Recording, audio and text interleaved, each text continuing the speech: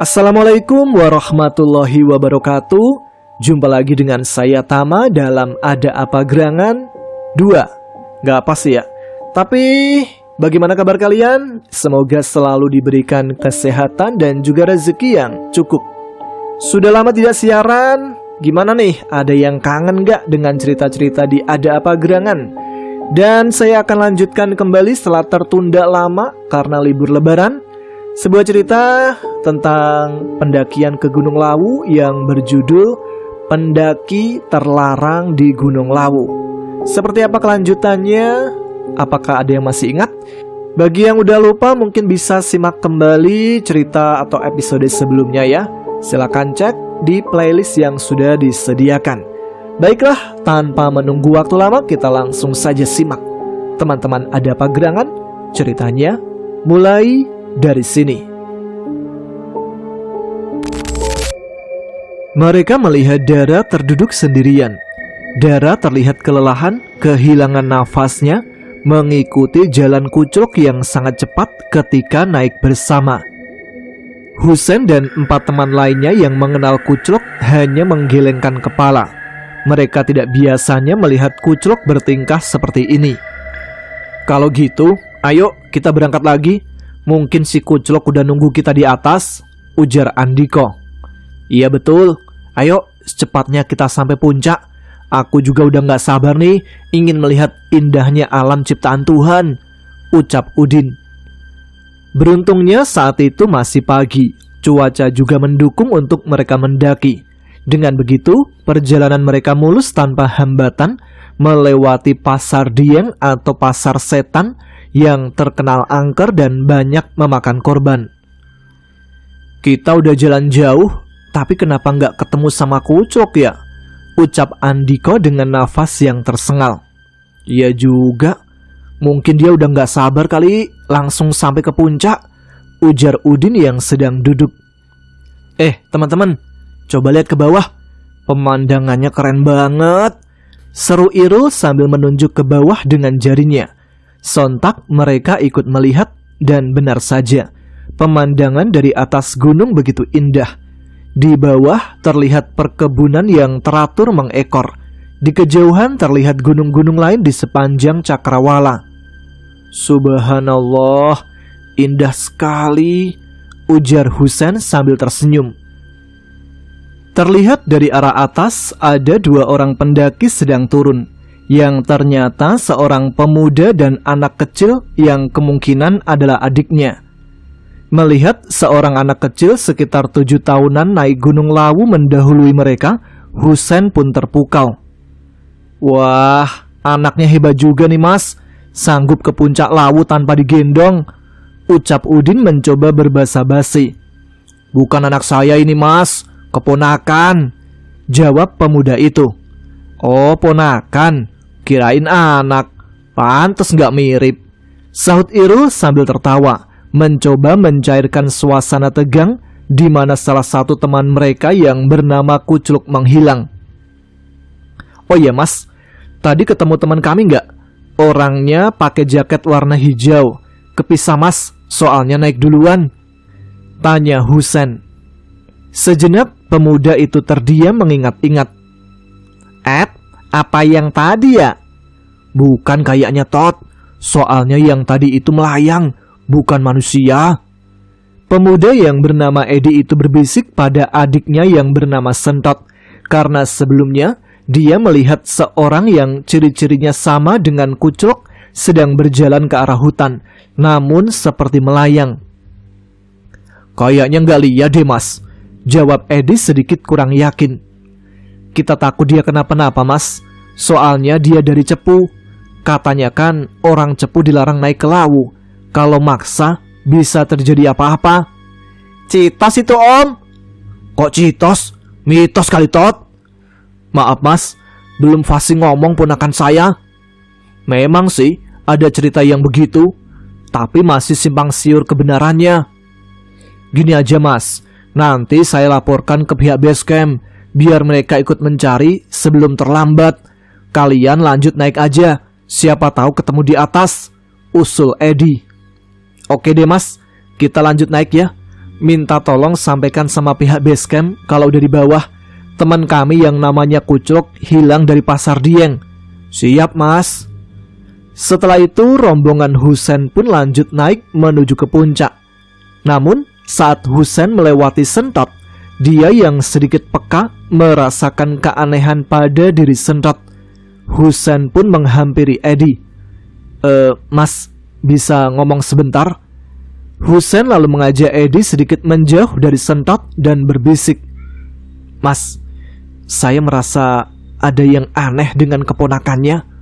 Aneh gimana, Mas? Kayak ada aura hitam yang ngikutin. Takutnya bakal nyelakain. Oh, yang bener, Mas. Aura hitam? Setahu aku, aura hitam itu nggak ada, Om. Astagfirullah, kaget. Tiba-tiba Sentot sudah berdiri di antara Edi dan Husen. Maksudnya apa nggak ada aura hitam, Tot? Dengan berwajah serius dan mata yang tajam, Sentot lanjut bicara. Aura hitam itu tidak ada, Ed. Yang ada aura kasih. Bukan itu maksudnya, Tot. Aura kasih aku tahu, itu nama artis. Lah iya. Sabar, Mas, sabar. Ponakannya masih kecil. Gini nih, kalau lahirnya nggak diazanin. Setelah itu Husen pun pamit untuk lanjut jalan menyusul teman-temannya. Ed, kenapa kamu nggak bilang aja kalau kamu tadi melihat orang pakai jaket hijau? Soalnya aku sendiri tidak yakin, Tot.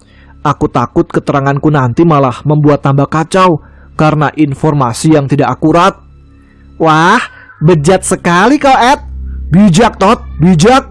Bisa nggak sih salah ngomongnya itu jangan yang fatal? Sementara rombongan Husen kembali melanjutkan pendakian mereka ke puncak. Jalur menuju puncak Lawu sangat terjal dan menantang. Mereka harus memanjat tebing yang tinggi dan melintasi jalur yang sempit dengan hati-hati.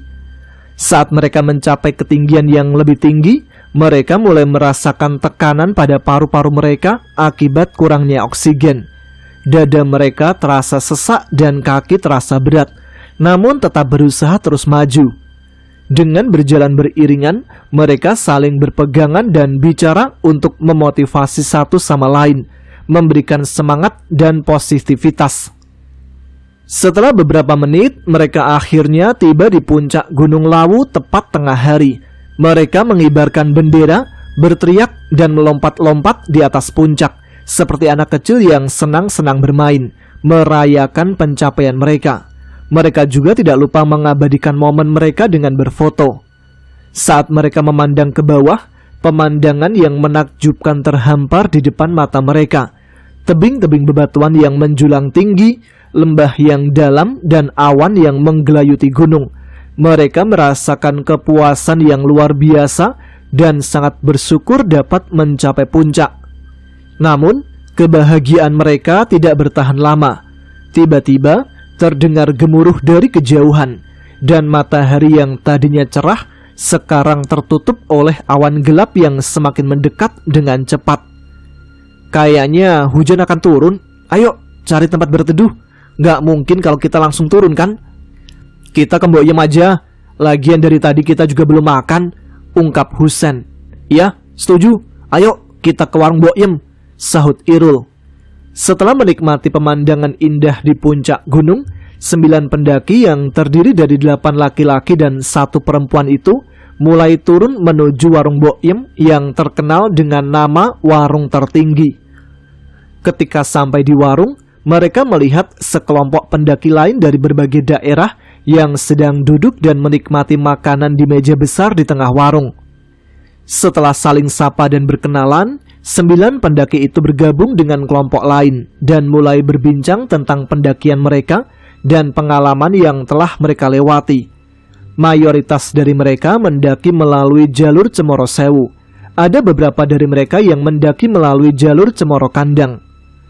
Ketika mereka sedang menikmati makanan, salah satu pendaki bertanya pada Mbok Yem tentang keadaan cuaca di puncak gunung beberapa hari terakhir. Namun, mereka mulai panik ketika menyadari bahwa Kuclok tidak ada di sekitar warung Mbok Yem.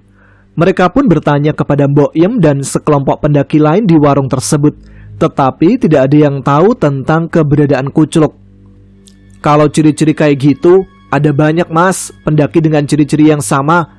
Tapi kalau dengan foto, mungkin aja kita bisa tahu gimana orangnya, ucap salah satu pendaki. Tapi mas, dia itu harusnya udah di sini. Soalnya dia itu naik duluan, kata Husen sambil menceritakan kronologi dari awal sampai akhir mereka berpisah. Di tengah rasa cemas dan khawatir, seorang pendaki menghampiri rombongan Husen dan berkata bahwa dia pernah melihat orang dengan ciri-ciri yang sama dengan Kucluk. Kalau ciri-cirinya sih, saya pernah melihat mas, waktu di puncak tadi. Di puncak tadi ada 5 orang yang berasal dari Sragen. Salah satu dari mereka, ciri-cirinya mirip sih dengan teman kalian. Katanya sih, setelah dari puncak, mereka akan turun ke jalur Cemoro Kandang. Tukas seorang pendaki itu sambil mengambil pisang goreng yang baru matang. Tangannya sekejap dikipas-kipaskan karena kepanasan saat memegang pisang goreng. Waduh, gimana ini? Apa kita nyusul Kucluk aja, turun lewat Cemoro Kandang, atau kita tetap turun lewat Candi Ceto? Tanya Irul pada Husen. Husen tidak menjawab apapun saat itu. Ia hanya menggaruk-garuk kepalanya yang tidak gatal. Mendengar Irul yang tidak mendapatkan jawaban dari Husen, akhirnya Hamdun ikut angkat bicara memberikan solusi. Kalau saran aku, kalian lebih baik turun lewat jalur Candi Ceto aja. Nanti sampai di base camp, kalian minta untuk penjaga base camp berkoordinasi dengan pihak base camp Cemoro Kandang, sahut Hamdun memberi saran. Nah, aku setuju nih dengan usulan Hamdun, agar kita juga tidak membuat khawatir teman-teman yang udah menunggu kita di bawah, pungkas Andiko. Teman-teman Kucluk akhirnya setuju untuk turun melalui jalur Candi Ceto lagi. Mereka berencana untuk tiba di base camp Gunung Lawu via Candi Ceto sebelum jam 10 malam, karena menurut mereka perjalanan turun dengan perjalanan naik lebih cepat untuk turun. Namun ketika mereka hendak berpamitan, cuaca mulai memburuk. Hujan lebat disertai angin kencang membuat mereka terpaksa untuk berteduh lebih dahulu di warung tersebut. Sementara di base camp Candi Ceto, salah satu penjaga base camp merasakan hal janggal dengan keadaan cuaca yang tiba-tiba berubah menjadi hujan lebat. Kayaknya ada yang tidak beres, ucap seorang penjaga yang bernama Erik sambil menatap puncak Gunung Lawu dengan nanar. Maksudnya apa, Rik? Tanya Andre belum paham. Akan ada korban setelah ini, jawab Erik. Korban gimana? Tanya Andre yang belum mengerti juga. Nanti juga kamu akan tahu sendiri, Andre, jawab Erik sambil meminum kopi lalu menghisap rokoknya. Sementara itu di lain tempat, Rama dan 6 teman lainnya sangat senang ketika melihat pos 1 sudah di depan mata setelah perjalanan yang sulit dan melelahkan. Namun ketika mereka hendak untuk melanjutkan perjalanan, Puspita tiba-tiba menjadi sangat gelisah dan tampak sangat cemas. Kamu baik-baik aja, Pus? Tanya Rama pada Puspita. Iya, aku baik-baik aja. Aku cuma merasa cemas karena kejadian yang menimpa aku di Candi Ketek, jawab Puspita dengan langkah yang ragu-ragu. Rama dan teman-temannya ingat kejadian yang pernah menimpa Puspita. Mereka juga takut kejadian yang sama akan terulang lagi. Meskipun pos 1 sudah di depan mata, mereka berinisiatif untuk berhenti lebih dahulu. Niat mereka berhenti adalah untuk sejenak menenangkan Puspita lebih dahulu. Jujur, aku ngerasa sedikit cemas kalau kejadian di Candi Ketek itu terulang lagi. Rama dan teman-temannya memahami perasaan Puspita dan memberikan dukungan kepadanya. Mereka meminta Puspita untuk berjalan bersama mereka dan memberikan semangat agar Puspita tidak merasa sendiri. Gak usah takut, Pit. Kita semua ada sama kamu kok. Kita semua akan selalu menjagamu. Tenang aja ya, ujar Rama. Dengan kata-kata itu, Puspita akhirnya merasa nyaman dan bisa memulai perjalanan turun dengan teman-temannya. Namun, baru beberapa menit berjalan, tiba-tiba terdengar suara gemuruh petir yang menggelegar dan menakutkan. Beruntung saat itu mereka baru saja sampai di pos 1. "Hujan, kayaknya hujan besar akan segera turun," ucap Seto, salah satu teman Rama. Dalam sekejap, Rama dan teman-teman laki-lakinya langsung mengambil tindakan. Mereka mencari lokasi yang aman untuk mendirikan tenda, memilih tempat yang terlindung dari angin kencang dan air hujan yang tidak terkendali. Ketiga wanita hanya duduk sembari menunggu tenda selesai dibangun. Sambil melihat temannya mendirikan tenda, mereka bertiga mengobrol tentang kejadian yang mereka alami selama pendakian. Karena saat itu, mereka tidak tahu apa yang harus dilakukan. Sempat Puspita menawarkan diri untuk membantu mendirikan tenda, tapi Seto melarangnya dengan alasan bahwa mendirikan tenda adalah bagian laki-laki. Dalam waktu singkat, mereka berhasil memasang satu tenda untuk ketiga perempuan, Puspita, Monica, dan juga Purwanti. Mereka pun segera masuk ke dalam tenda yang sudah dibangun oleh keempat temannya. Sedangkan 4 laki-laki lainnya masih sibuk mendirikan tenda yang satunya untuk mereka tempati. "Waduh, kayaknya hujannya bakal lama ini," ucap Rama sambil memasang tali ke patok tenda. "Tahu dari mana, Ram?" tanya Effendi penasaran. "Lihat aja, dari tadi mendung dan awan gelap selalu ngikutin kita. Itu berarti angin arahnya ke sini. Kalau angin mengarah ke sini, bisa jadi akan membawa hujan yang terus-menerus," jawab Rama. Elang yang mendengar penuturan dari Rama hanya manggut-manggut karena ia mendapatkan ilmu baru baginya. Ketika hujan turun dengan deras, mereka semua berlindung di tenda yang nyaman dan menghabiskan makanan yang ada serta berbincang-bincang. Tiba-tiba, mereka dikejutkan dengan angin kencang membawa badai dan membawa hujan turun lebih deras lagi. Mereka merasa khawatir dan ketakutan oleh kekuatan badai tersebut. Apalagi ketiga perempuan yang dari awal sudah takut dan menangis bersamaan. Rama menyuruh elang untuk menutup rapat-rapat tenda mereka agar tidak kemasukan air. Karena saat itu elang berada di dekat pintu, makanya ia menyuruh elang untuk menutupnya. Ketika elang sibuk menutup rapat tendanya, dia merasa ada yang aneh pada tubuhnya. Ia merasa sakit dan sesak nafas. "Kalian ngerasa aneh juga gak sih? Kayak sesak napas?" tanya elang pada teman-temannya. Semua orang nampak baik-baik saja, tetapi elang merasa bahwa ada sesuatu yang tidak beres pada dirinya. Ia merasa tubuhnya demam dengan tiba-tiba. "Gak apa-apa tuh," kata serentak dari ketiga pria tersebut, memastikan bahwa semua orang di dalam merasa sehat dan tidak ada apa-apa. Namun, semakin lama, elang merasa semakin tidak enak badan. Ia merasa mual dan meriang. Tubuhnya telah berkeringat dan merasa gatal-gatal. Seketika itu, tiba-tiba saja elang terbaring lemas di dalam tenda dan tidak sadarkan diri. Teman-temannya pun menjadi panik dan mencoba membangunkannya, tetapi ia tetap tidak sadar. Mereka lalu mengecek denyut jantung dan nafas dari elang. Beruntung elang masih bernafas meskipun belum sadarkan diri.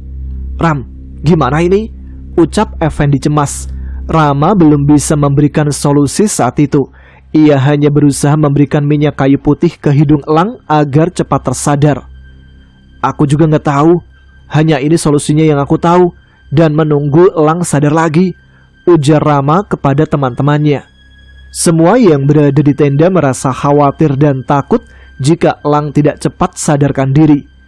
Di tengah rasa khawatir kepada elang, Seto tiba-tiba ingin keluar dari tenda. "Tok, mau kemana?" tanya Effendi dengan raut wajah agak marah. "Pengen turun, minta bantuan. Kan base camp sebentar lagi," jawab Seto. "Jangan ngaco kamu, Tok. Di luar badai." Tukas Rama ikut marah kepada keputusan sepihak Seto. "Ini solusi terbaik untuk kita, Ram. Lebih baik aku turun," ujar Seto sedikit membuka pintu tenda.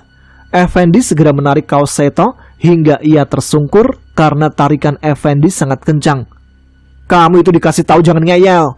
Kalau kamu turun, sama aja bunuh diri," ucap Effendi semakin kesal. "Bukan gitu maksudnya. Aku cuma khawatir sama kondisi elang." Pungkas Seto merasa menyesal dan menutup kembali tendanya.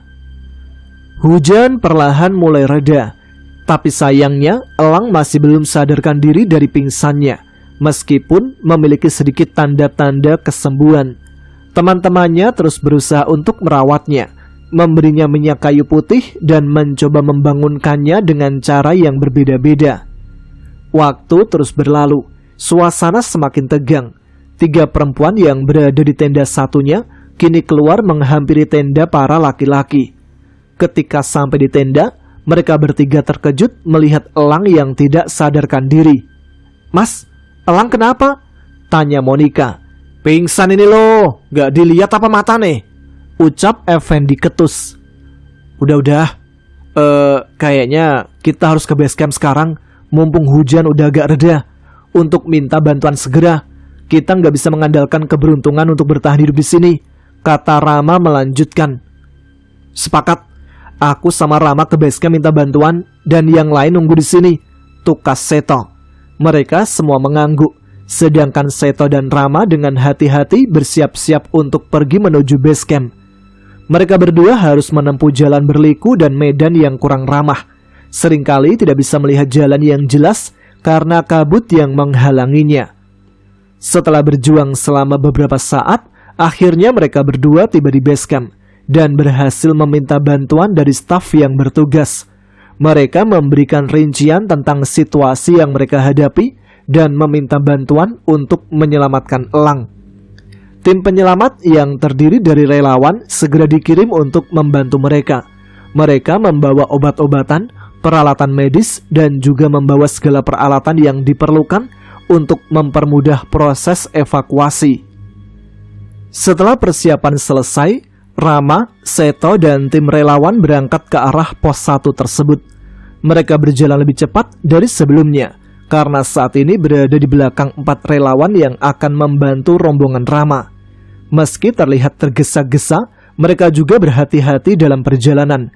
Apalagi sekarang sudah petang dan jalanannya juga licin setelah turun hujan.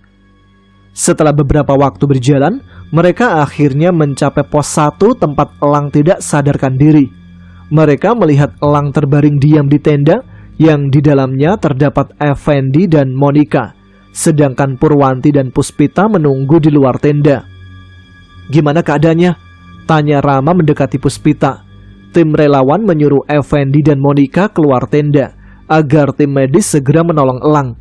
Tanpa menunggu disuruh lagi, Monica dan Effendi segera keluar tenda mempersilahkan tim relawan menangani Elang.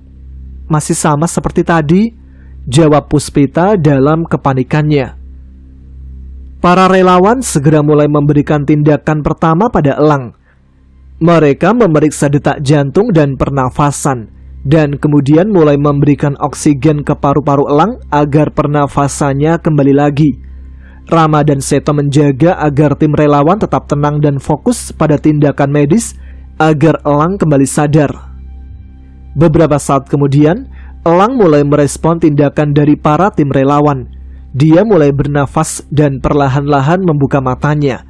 Para tim relawan terus melakukan tindakan medis 5 menit ke depan, dan kemudian memeriksa keadaan Elang secara menyeluruh. Akhirnya Elang pun sudah sadarkan diri setelah diberikan pertolongan medis dari tim relawan, namun tubuhnya masih lemas.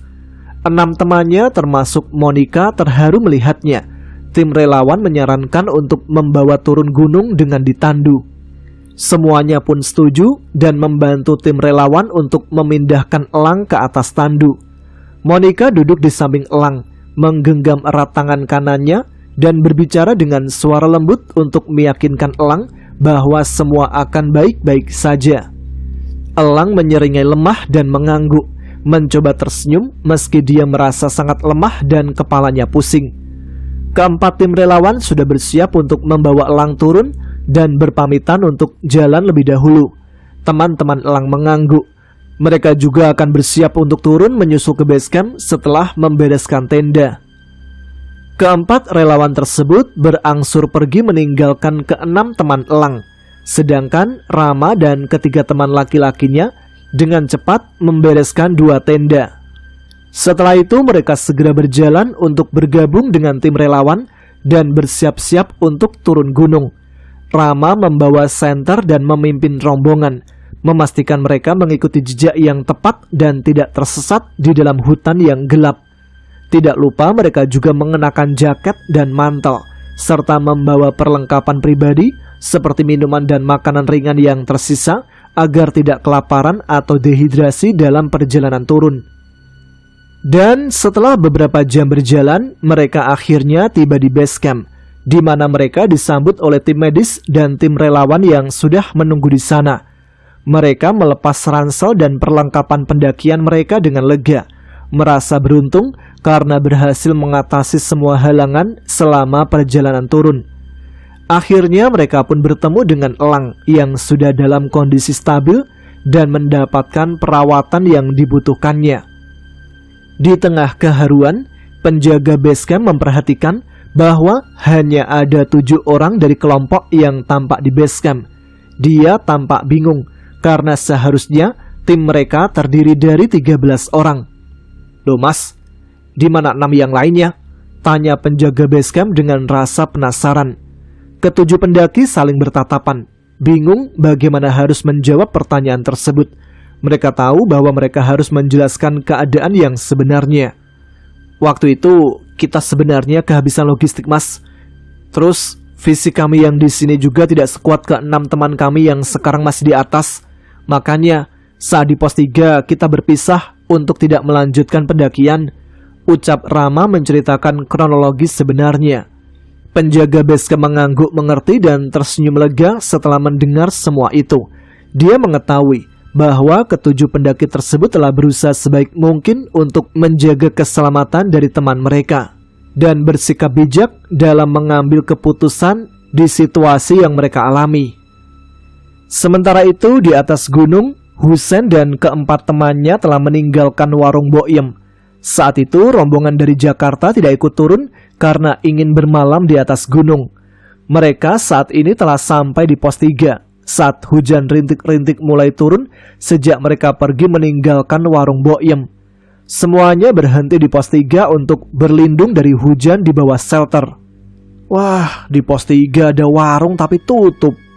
Ya udah, mendingan kita bangun tenda aja sebelum hujannya semakin deras," ucap Husein sambil membuka tas gunung yang dibawanya. Dengan keterampilan dan koordinasi yang bagus, mereka mendirikan tenda dengan cepat di bawah rintik hujan. Semua bekerja sama dan saling membantu sehingga tenda mereka berhasil dibangun dalam waktu yang cukup singkat. Kemudian Husein dan teman-temannya duduk bersama di dalam tenda, menikmati secangkir kopi yang juga telah disiapkan oleh Husein. Sementara hujan masih turun dengan deras, mereka memanfaatkan waktu dengan membicarakan pengalaman mereka di sepanjang perjalanan mendaki Gunung Lawu. Saat mereka berbicara tentang pengalaman mereka di Gunung Lawu, Husein dan teman-temannya tiba-tiba teringat tentang teman mereka, Kuclok, yang belum berhasil mereka temukan sejak beberapa jam yang lalu. "Kuclok kemana ya? Apa benar udah turun?" sahut Udin. "Ya mudah-mudahan sih keterangan pendaki di atas kalau Kuclok turun lewat jalur lain benar," jawab Husein. Teman-temannya mengangguk setuju. "Iya, semoga saja apa yang dikatakan pendaki di atas benar dan apa yang dia lihat itu emang Kuclok. Dasar Kuclok, bikin susah temen aja sih," gerutu Irul. Setelah beberapa jam mengobrol dan menunggu hujan reda, kelima pendaki Gunung Lawu itu segera membersihkan dan merapikan tenda yang mereka tempati. Udara masih sedikit lembab dan jalanan agak licin, sehingga mereka harus berhati-hati saat menuju ke pos selanjutnya. "Barang-barang udah rapi kan ya? Pastikan gak ada yang ketinggalan," tanya Husein kepada teman-temannya. "Udah, semuanya rapi dan siap," jawab Irul. Saat itu Irul melihat jam di pergelangan tangannya yang menunjukkan pukul 10 malam. Dia pun segera memberitahu teman-temannya. Bolo, udah jam 10 malam ini. Ya udah, ayolah cepat-cepat kita bereskan." Rombongan Husein pun berangkat dari pos 3 dan mulai perjalanan mereka turun dari Gunung Lawu dengan hati-hati. Sangat mudah tergelincir dan terjatuh karena jalanan yang licin setelah diguyur hujan deras malam itu.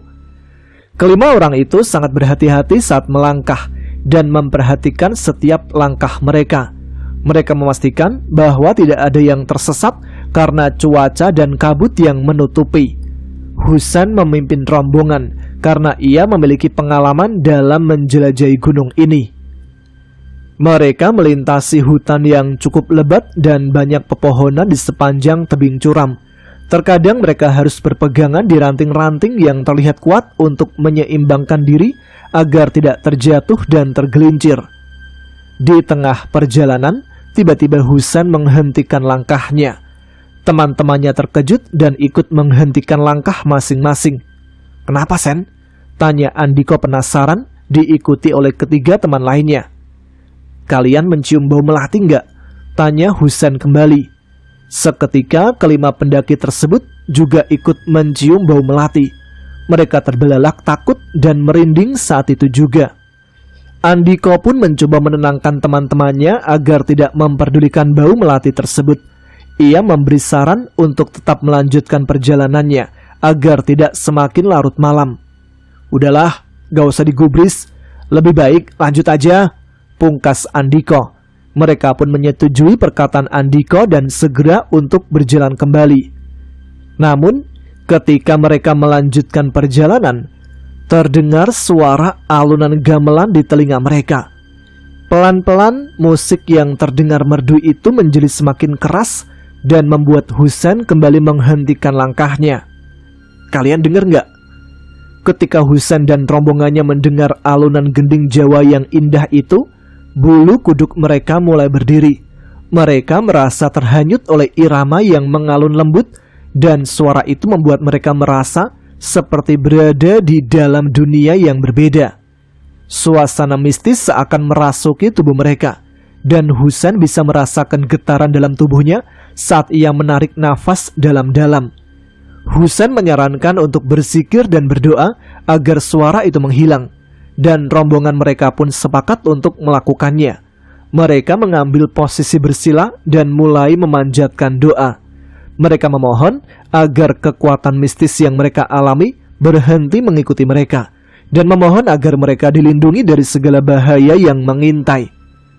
Husain merasakan adanya getaran ketika dia mengucapkan doa tersebut, seperti ada sesuatu yang disambungkan kembali kehidupannya.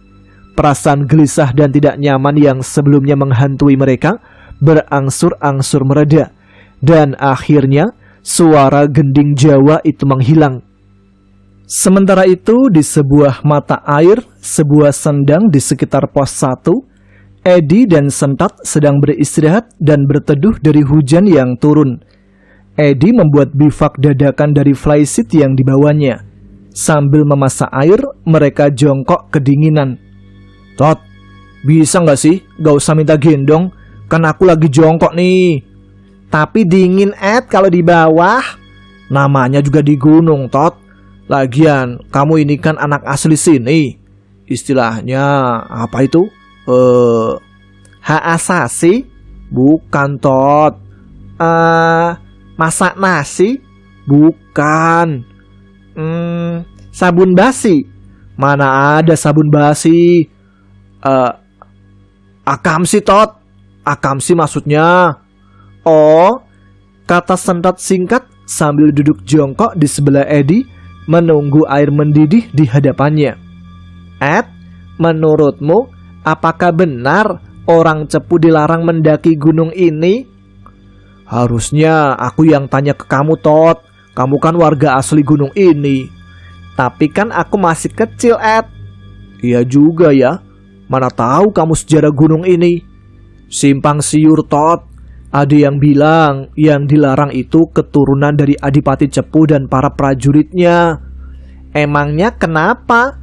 "Katanya sih karena mengejar Prabu Brawijaya V yang naik ke gunung ini." "Memangnya siapa itu?" "Katanya raja terakhir kerajaan Majapahit." "Ini cuma katanya ya, aku juga nggak tahu pasti." "Kenapa bisa pahit?" "Itu nama kerajaan, bukan rasanya jadi pahit." "Oh, terus berarti yang dilarang itu bukan semua orang Cepu?" "Katanya sih begitu." Apa itu, Tot?"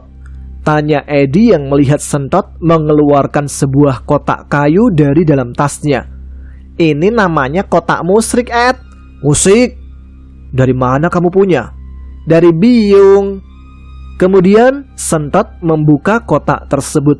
Dan kemudian terdengar suara gamelan yang merdu hingga bergema ke seluruh hutan. Oke, sampai di sini dulu cerita episode kali ini. Kok jadi ada Sentot juga di sini? Kayaknya setiap pendakian lawu ada dia deh ya. Pemeran figuran nih kayaknya nih, Sentot jadinya sama Edi. Ya sudah, kita akan lanjut cerita ini pada episode selanjutnya. Terima kasih ya untuk teman-teman Ada Apa Gerangan yang sudah menyimak episode kali ini. Dan mohon maaf sebesar-besarnya untuk teman-teman yang sudah atau harus menunggu lama kelanjutan cerita ini. Karena kemarin ada sedikit kendala sih dengan kesehatan, jadi suaranya itu nggak keluar untuk lanjut bercerita. Tapi alhamdulillah sekarang udah sehat walafiat kembali dan kita akan gas lagi cerita selanjutnya. Oke, dan saat ini saya Tama harus pamit. Kita jumpa lagi di episode selanjutnya. Pokoknya kalian harus tetap semangat, jaga selalu kesehatannya. Wassalamualaikum warahmatullahi wabarakatuh.